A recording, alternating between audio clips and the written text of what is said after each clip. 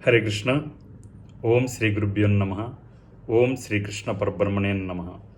Welcome to Krishna Kiranalu web channel. Today we are going to see part 5 of KAAQs. Krishna answers Arjuna's questions, which is in short has been abbreviated as KAAQs.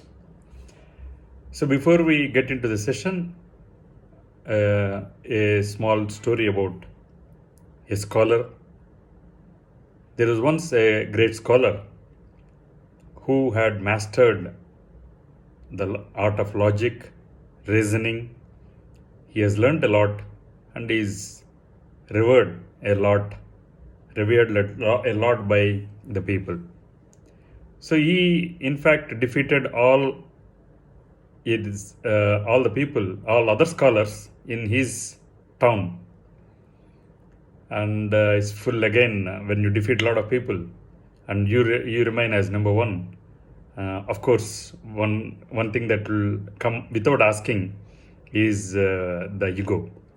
So he was full of ego, though he was a big scholar. So he wanted to go to the neighboring town and vie with the other scholars in that particular town and defeat them too. So as he was going, he went to the next town. He was on the outskirts. And at the outskirts of the town, he saw a shepherd.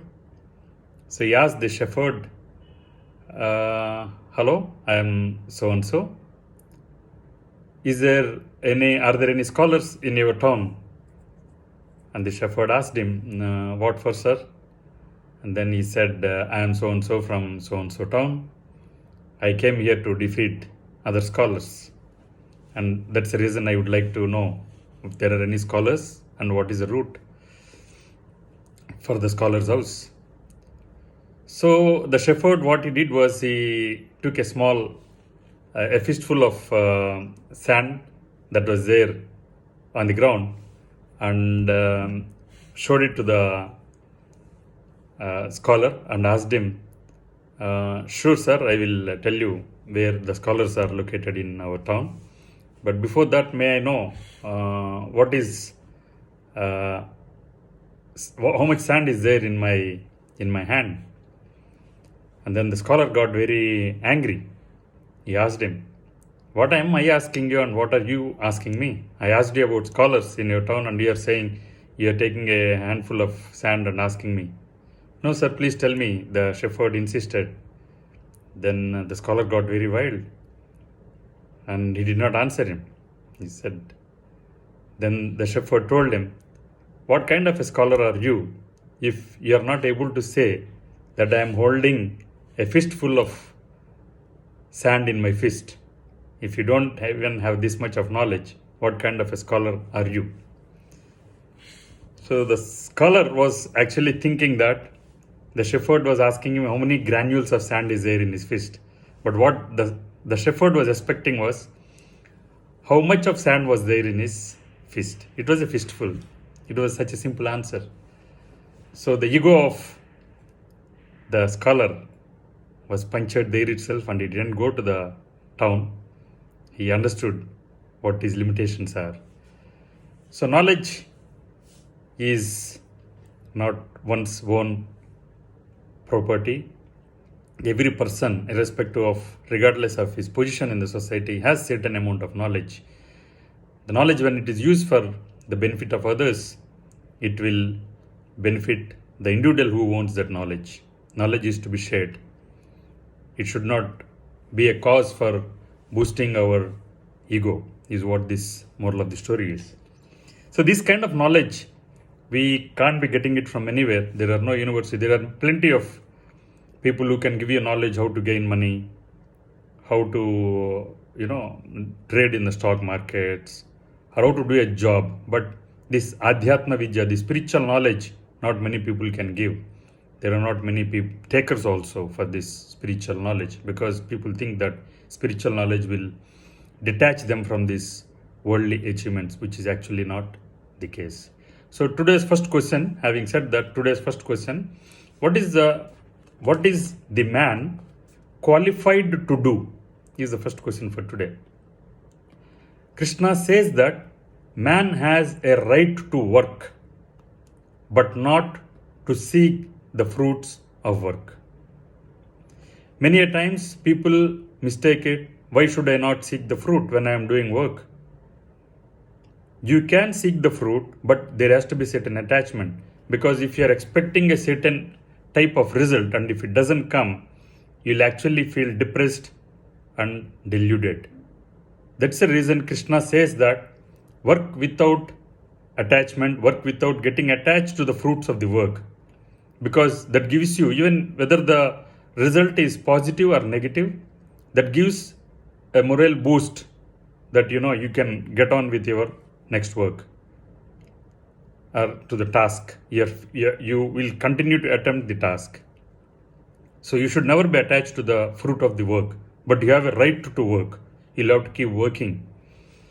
The next question is, what should be given up? What should be given up? Krishna says that the fruits of work and the negation of work both should be given up. The fruits of work and the negation of work. Negation of work means that you should not stop yourself from doing the work that you are supposed to be doing. That is very important. That's what Krishna says. What then? The third question is, what then is the law of the work?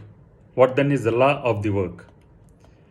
To work without desire for the fruits of the work is the law. There is only one law. The law is to work without desire for the fruits of the work, because it doesn't keep you hooked to the result. Had Einstein or Edison kept hooked on to the fruit of his work, he would have actually not tried the second, he would have not made the second attempt if he was attached to the fruit. That is one way of looking at it. But because he was not attached to the fruit, he tried several times before he invented the bulb.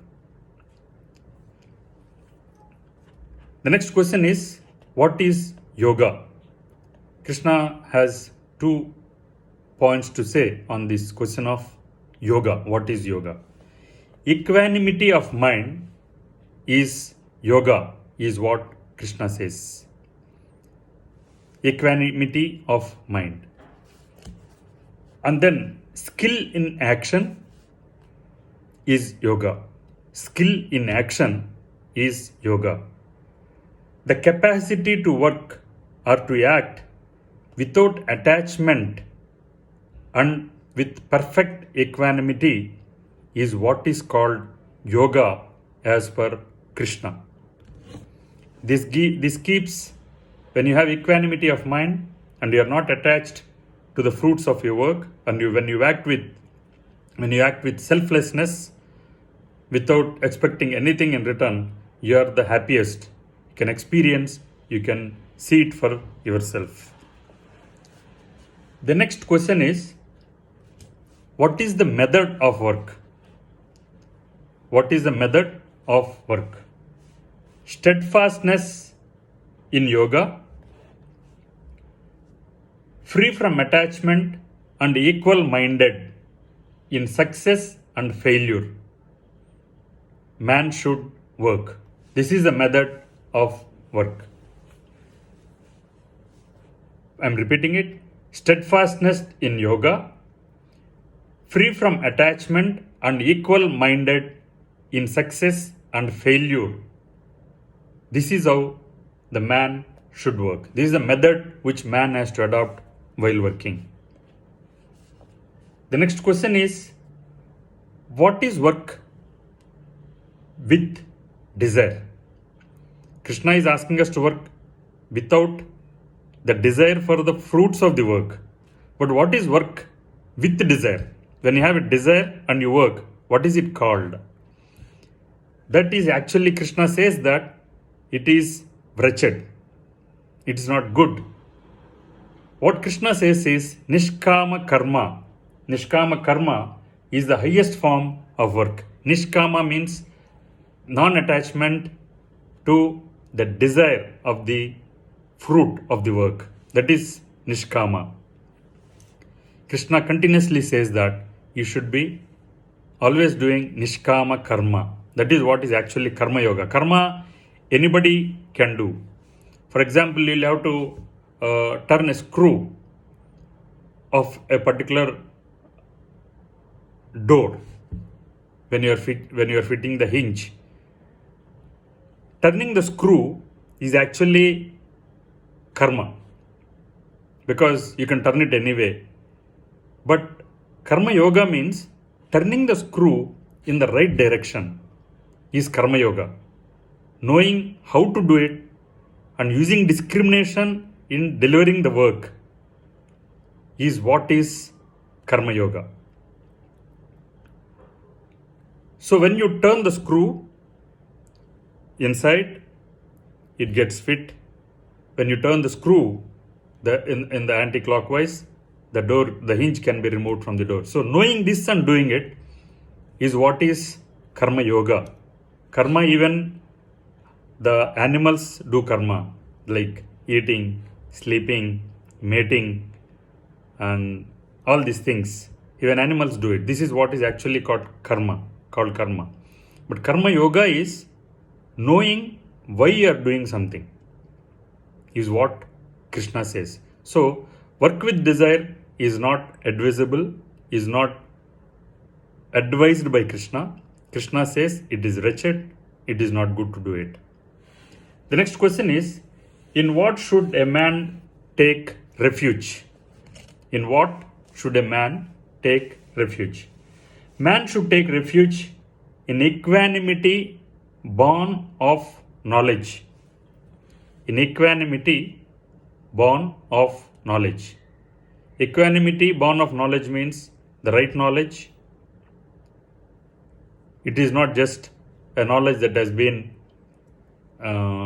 which is just a knowledge, as we just said. A knowledge is something which is born out of the right discrimination. The right discrimination, the right thing to do or not. Is it going to help others? Is it going to help me? Is it going to help in the progress of everyone involved? This is a right knowledge. Krishna says that a man should take refuge in equanimity that is born out of knowledge. And then what is the next question is that what is the sign of a great man? The sign of a great man as per Krishna is the ability to perform nishkama karma is the distinguishing sign of a great man. The ability to perform nishkama karma is the great sign of a great man, is the distinguishing sign of a great man. Is it easy to do it? Yeah, it is definitely not easy, but it has to be practiced. I keep repeating this.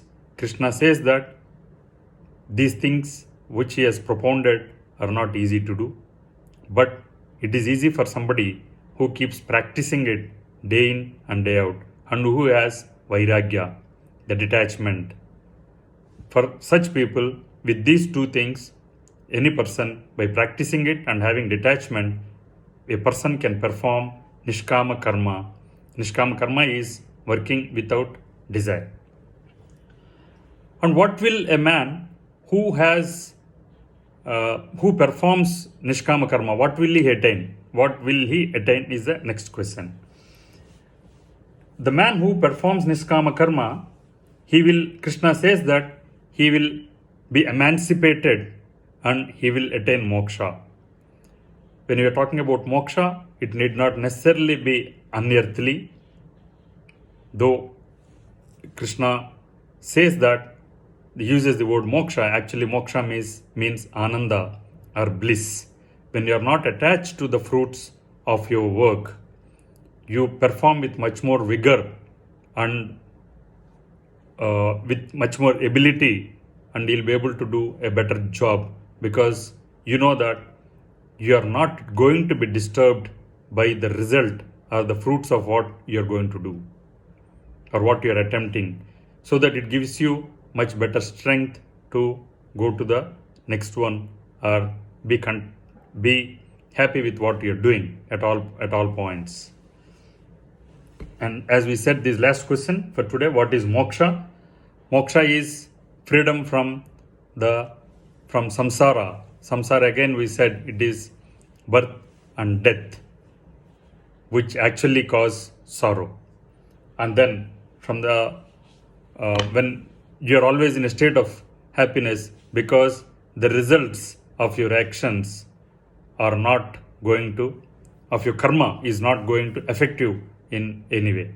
This is how Krishna propounds the the nishkama karma, how it is performed and what a man is qualified to do. With this, we will end part 5 of this series of KAAQs.